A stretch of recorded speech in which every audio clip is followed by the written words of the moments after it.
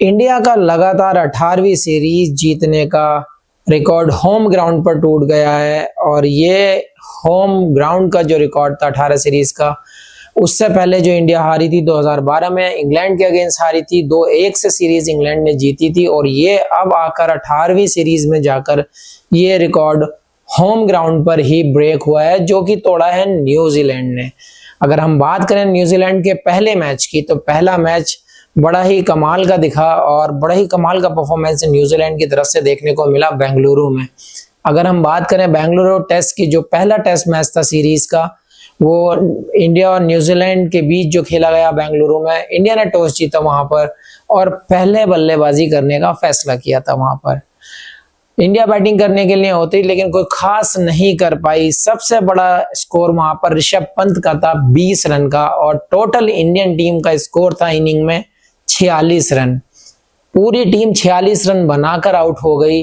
जवाब में उतरी न्यूजीलैंड की टीम बैटिंग करने के लिए। न्यूजीलैंड की टीम जब बैटिंग करने उतरी तो वो ऐसा लगा कि डिफरेंट पिच नजर आ रही है, एकदम उल्टा नजर आ रहा था। न्यूजीलैंड ने 402 रन बनाए, वहां पर कॉनवे ने 91 रन बनाए, रचिन रविंद्रा ने वहां पर कमाल का शतक लगाया, सऊदी ने 50 लगाई वहां पर। अगर हम बात करें इंडिया न्यूजीलैंड के 3 मैचों की सीरीज की, तो जो पहला मैच खेला गया बेंगलुरु में, बड़ा ही कमाल का मैच रहा न्यूजीलैंड के लिए। वहां पर पहला मैच बेंगलुरु में खेला गया, इंडिया ने टॉस जीता और पहले बल्लेबाजी करने का फैसला किया, लेकिन इंडिया को नहीं पता था कि कैसा बिहेव करेगा वो विकेट और कैसी आपकी बैटिंग नजर आएगी उसके ऊपर। लेकिन बहुत ही मतलब एक कहते हैं कि एक गोल्डन चांस मिला न्यूजीलैंड के बॉलरों के लिए। भारत ने पहले टॉस जीतकर बल्लेबाजी करने का फैसला किया और इनिंग में 46 रन बनाकर पूरी टीम ऑल आउट हो गई। फर्स्ट इनिंग में 46 रन स्कोर था, जिसमें सर्वाधिक स्कोर 20 रन था ऋषभ पंत का। और अगर हम बात करें न्यूजीलैंड के बॉलरों की, कमाल की लेंथ पर उन्होंने बॉलिंग की थी, जो उस टाइम पे जरूरत थी उसी जगह पर उन्होंने बॉलिंग की। वहां पर अगर हम मैट हेनरी की बात करें तो वो वहां पर 5 विकेट ले गए थे और अगर हम विलियम की अगर हम बात करें तो 4 विकेट वो लेके थे। दोनों फास्ट बॉलर 9 विकेट लेकर गए और इंडियन टीम को 46 रन पे ऑल आउट कर दिया।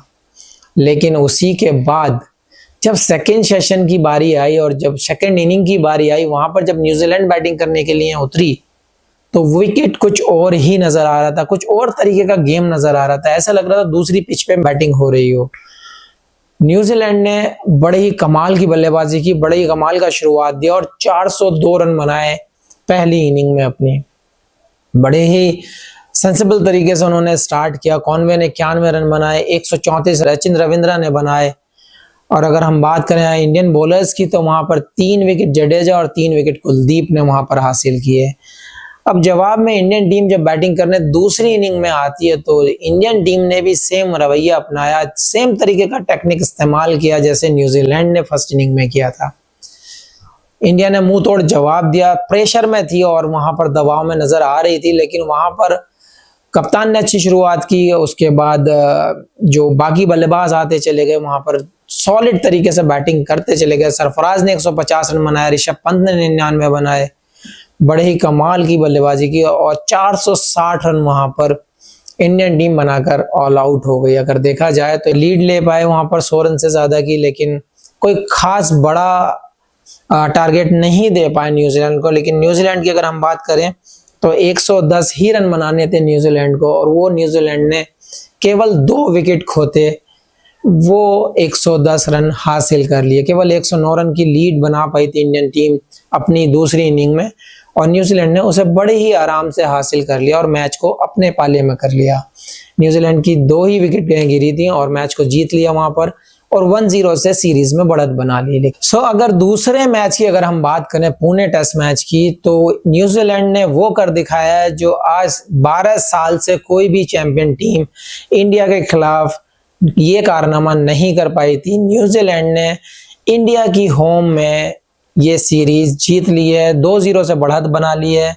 और अगर हम बात करें दूसरे टेस्ट मैच की, तो न्यूजीलैंड ने 113 रन के बड़े अंतर से मैच को जीत लिया है। और अगर हम बात करें तो पहले मैच की, तो अगर पहले मैच को अगर हम देखते हैं तो वो सीमिंग विकेट था, तो वहां पर इंडिया को मात दी थी और दूसरा टर्निंग ट्रैक था, तो वहां पर भी इंडिया को इन्होंने मात दी है। इंडिया का जो सफर है WTC में बड़ा ही आसान नजर आ रहा था, फाइनल में पहुंचती नजर आ रही थी, लेकिन ये 2 मैच हारने के बाद अब मुश्किलें बढ़ गई हैं। अब उनको ऑस्ट्रेलिया के खिलाफ सीरीज जीतनी होगी, ज्यादा से ज्यादा पॉइंट हासिल करने होंगे अगर WTC फाइनल खेलना है तो। यहाँ पर न्यूजीलैंड ने 2 मैच जीतने के बाद इंडिया की मुश्किलें थोड़ी बढ़ा दी हैं। अब इंडिया को ऑस्ट्रेलिया के खिलाफ बहुत ही अच्छा प्रदर्शन करना पड़ेगा अगर WTC फाइनल खेलना है तो। अब बात करते हैं पुणे सेकंड टेस्ट मैच की, तो बड़ा ही कमाल का टेस्ट मैच रहा यहाँ पर न्यूजीलैंड के लिए, एक और यादगार मैच रहा। अगर हम बात करें सेकंड टेस्ट मैच में न्यूजीलैंड ने टॉस जीतकर पहले बल्लेबाजी करने का फैसला किया और न्यूजीलैंड ने 259 रन बनाए फर्स्ट इनिंग के अंदर। सबसे ज्यादा रन बनाने वाले बल्लेबाज कॉनवे रहे, वहां पर 76 रन उन्होंने बनाए, सबसे ज्यादा रन। अगर रचिंद्र रविंद्रा की अगर हम बात करें तो दूसरे नंबर पर वो 65 रन बनाने में कामयाब हुए और उनका साथ सेंटनर ने भी दिया। सेंटनर ने 33 रन बनाए वहां पर। अगर हम गेंदबाजी की बात करें तो वाशिंगटन सुंदर काफी लंबे समय के बाद इंडियन टीम में ज्वाइन हुए थे, 3 साल के बाद वो टीम में आए थे और उन्होंने अपना कमाल, अपना जलवा दिखाया वहां पर और 7 विकेट झटके वहां पर। और न्यूजीलैंड को जो एक अच्छा स्कोर करती नजर आ रही थी वो एक डिसेंट स्कोर पर रोकने में कामयाब हुए। उनके साथ अश्विन की अगर हम बात करें तो 3 विकेट लेकर न्यूजीलैंड को उन्होंने, दोनों ही जन ने न्यूजीलैंड को 259 रन पर आउट कर डाला। 7 विकेट वाशिंगटन सुंदर और 3 विकेट अश्विन के नाम रहे। 259 रन का टारगेट फर्स्ट इनिंग में दे पाई न्यूजीलैंड। तो इस टर्निंग ट्रैक पर 259 रन का टारगेट एक अच्छा टारगेट था, उतना ज्यादा भी नहीं था, उतना कम भी नहीं था, लेकिन जवाब में उतरी इंडियन टीम बैटिंग करने के लिए। लेकिन इंडियन टीम इस टर्निंग ट्रैक पे भी कुछ खास नहीं कर पाई, 156 रन बना पाई केवल पूरी इनिंग में। अगर हम बात करें तो सबसे ज्यादा रन बनाने वाले बल्लेबाज बने रविंद्र जडेजा, जिन्होंने 38 रन बनाए। उसके बाद जायसवाल रहे दूसरे नंबर पर, जिन्होंने 30 रन बनाए। और अगर हम बॉलिंग की अगर हम बात करें तो कमाल की बॉलिंग की है लेफ्ट आर्म स्पिनर सेंटनर ने, 7 विकेट वो भी लेकर गए। फर्स्ट इनिंग में इंडिया की तरफ से वाशिंगटन सुंदर 7 विकेट लेने वाले बॉलर बने थे और न्यूजीलैंड की तरफ से लेफ्ट आर्म स्पिनर सेंटनर ने 7 विकेट लिए हैं। अगर देखा जाए तो बड़ी कमाल की बॉलिंग की और उनका साथ निभा रहे थे इंडियन टीम की तरफ से निभाया अश्विन ने सुंदर का साथ, और यहाँ पर सेंटनर का साथ निभाया फिलिप्स ने। अगर हम देखें तो ये दोनों कमाल की बॉलिंग कर गए और इंडिया को 156 रन पर ऑल आउट कर दिया। 103 रन की लंबी बढ़त के बाद एक इनिंग कंप्लीट हो चुकी थी। दोनों तरफ से एक अच्छी परफॉर्मेंस आई थी बॉलर्स की तरफ से। अगर देखा जाए तो वाशिंगटन सुंदर ने 7 विकेट लिए थे और न्यूजीलैंड की तरफ से सेंटनर ने 7 विकेटें ली। अब अपनी सेकंड इनिंग को स्टार्ट करने के लिए आई न्यूजीलैंड। न्यूजीलैंड ने कमाल की बल्लेबाजी की और वहां पर अगर देखा जाए तो 255 रन उन्होंने अपनी सेकंड इनिंग में बनाए, प्लस 103 रन की आपकी लीड थी उनके पास। तो 358-59 रन का टारगेट दिया इन्होंने इंडिया के लिए। अगर हम बात करें न्यूजीलैंड की सेकंड इनिंग में जो टॉप स्कोरर रहे लैथम और ग्लेन फिलिप, लैथम ने 86 बनाए, ग्लेन फिलिप ने 48 रन बनाए। अगर इंडिया की तरफ से अगर हम बात करें वाशिंगटन सुंदर ने 4 विकेटें ली और रविंद्र जडेजा ने 3 विकेटें हासिल की, लेकिन न्यूजीलैंड को 255 रन पर रोक पाए। अदरवाइज और ज्यादा भी हो सकते थे और ये अगर थोड़ा सा और बेटर करते तो मुझे लगता है और कम हो सकते थे। लेकिन इंडिया को जो बड़ा झटका दे रही थी वो उनकी लीड दे रही थी। 103 रन की बड़ी लीड के साथ न्यूजीलैंड सेकेंड इनिंग प्लस कर पाई थी। तो 359 रन का इंडिया के सामने जब इंडिया बैटिंग करने के लिए आई तो उनके सामने एक विशाल स्कोर खड़ा था इस टर्निंग ट्रैक पे। अगर देखा जाए तो क्योंकि 3 इनिंग जब हम देख चुके थे तो काफी टर्निंग ट्रैक नजर आ रहा था, ये काफी टर्न नजर आ रहा था विकेट में और फास्ट बॉलर्स का कोई खास योगदान था नहीं। स्पिनर सर चढ़कर बोल रहे थे इस इनिंग में। इंडिया के सामने 359 रन का टारगेट था। 359 रन का पीछा करने उतरी इंडियन टीम। इंडियन टीम के यंग बैट्समैन ने एक एग्रेशन दिखाया, एक अलग तरीके से पारी को स्टार्ट किया और बहुत ही स्ट्रांगली स्टार्ट किया। रोहित शर्मा के आउट होने के बाद शुभमन गिल और जायसवाल ताबड़तोड़ बल्लेबाजी कर रहे थे और लंच तक उन्होंने 81 रन 1 विकेट पर बना लिए थे। लेकिन लंच के बाद शुभमन गिल के आउट होते ही यहां पर एक लंबी लाइन सी लग चुकी थी। अगर हम बात करें जायसवाल और विराट कोहली ने थोड़ा सा पार्टनरशिप वहां पर किया, लेकिन ये पार्टनरशिप ज्यादा लंबी नहीं चल पाई। 81 रन पे 1 विकेट था, लेकिन अच्छा खासा सब कुछ चल रहा था। लंच के बाद शुभमन गिल आउट हुए उसके बाद जो सबसे बड़ा झटका लगा, विराट कोहली और ऋषभ पंत बैटिंग कर रहे थे वहां पर और बैकफुट पे एक शॉट खेला गया विराट कोहली के द्वारा। एक गलत कॉल के चलते ऋषभ पंत रन आउट हुए। सेंटनर ने कुल मिलाकर इस इनिंग में सबको बैकफुट पर धकेल दिया। उसके बाद अगर देखा जाए तो सबसे ज्यादा रन बनाने वाले इंडियन टीम की तरफ से चौथी इनिंग में जायसवाल रहे जिन्होंने 77 रन बनाए। उसके बाद रविंद्र जडेजा जिन्होंने 42 रन बनाए। लेकिन अकेले सेंटनर इंडियन टीम पर भारी पड़े। अगर देखा जाए तो इस इनिंग में, चौथी इनिंग में इंडिया के खिलाफ उन्होंने 6 विकेटें ली। टोटल मिलाकर 13 विकेटें ली उन्होंने। 150 के आसपास रन दिए हैं और 13 विकेटें अपने नाम कर गए हैं। और लास्ट में एजाज पटेल जिनको विकेट नहीं मिल रही थी वो भी अपने नाम 2 विकेटें कर गए हैं।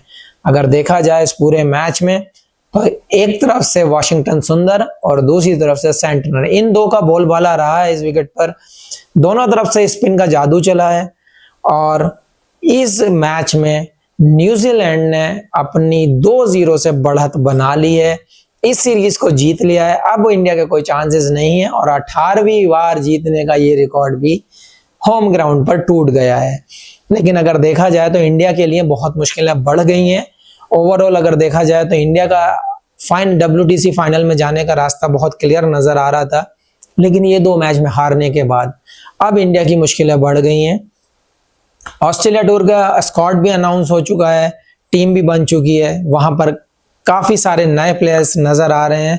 अब देखना ये होगा कि वहां पर इंडिया जाकर सीरीज जीतती है या नहीं जीतती। लेकिन उससे पहले इंडिया को ये तीसरा मैच जीतना होगा अगर WTC फाइनल में बने रहना है, क्योंकि ये होम सीरीज बड़ी ही इंपॉर्टेंट थी फाइनल खेलने के लिए।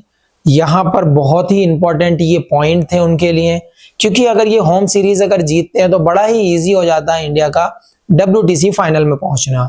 लेकिन यहाँ पर ये 2 मैच लगातार हार चुके हैं न्यूजीलैंड के खिलाफ। जो कैलकुलेशन थी वो उल्टी हो गई है।